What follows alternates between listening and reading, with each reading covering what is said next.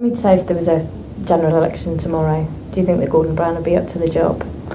Well, if there's a general election tomorrow, New Labour would be virtually wiped out. There's not going to be a general election tomorrow, but there will be. The absolute maximum is June 2010.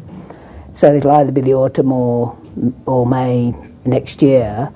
And I think New Labour will do very badly, but probably not quite as badly as now, which is another reason why it's going to go on a little bit. I mean, do you think that, in your view, that Gordon Brown is someone that's fit to lead the country?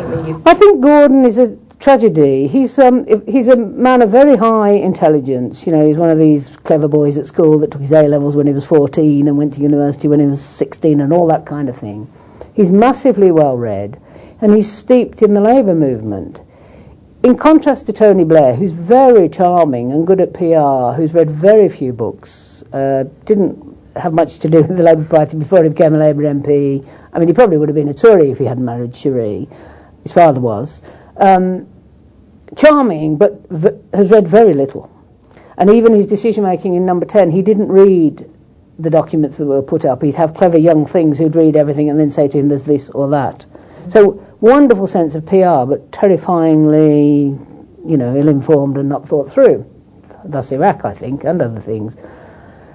So in a sense, Gordon's a bigger tragedy. I mean, he always wanted to be Prime Minister and thought it should have been him rather than Tony. And certainly when they were both together in opposition, Gordon was the senior one.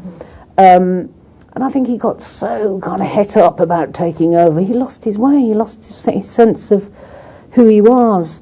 And then he hinted that there'd be a bit of a fresh beginning when he took over from Tony. And we needed that. I mean, people have forgotten now how unpopular Tony Blair became.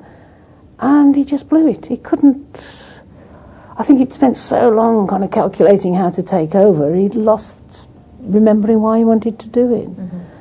So he's not a bad person. He's a control freak. And he hasn't got Tony's charm, as everybody sees. And now I think he's lost his way. What we'd like to see, just before we wrap up, Clare, is a couple of quick questions. First of all, you may have answered this in your first answer, actually. I mean, who would you say has been the biggest inspiration in your life, not just sort of politically, but privately? I think in shaping my life and my values, which is the most important thing about where I am, it is the family I grew up in. That is what has shaped me, my politics and my kind of social values, definitely. And there's teachers and friends and, people, lecturers at university, but the core of the values that I try to live by and try to bring into politics came out of my dad and mum. Thank you. And if you weren't in politics, what do you think you'd be doing right now? Well, I always meant to be a teacher. And I do think teaching is one of the most honourable professions in the world, bringing up the next generation. But it's another New Labour era, the kind of bureaucracy that's around teaching now and all the testing and children taking tests all the time. We've got a generation of children who've been trained to jump through hoops rather than be educated. So I meant to be a teacher, so I probably would be.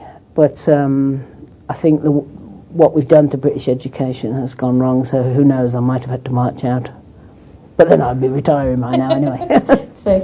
And, you spoke about being proud of your roots, proud of where you've come from and representing the people of Birmingham.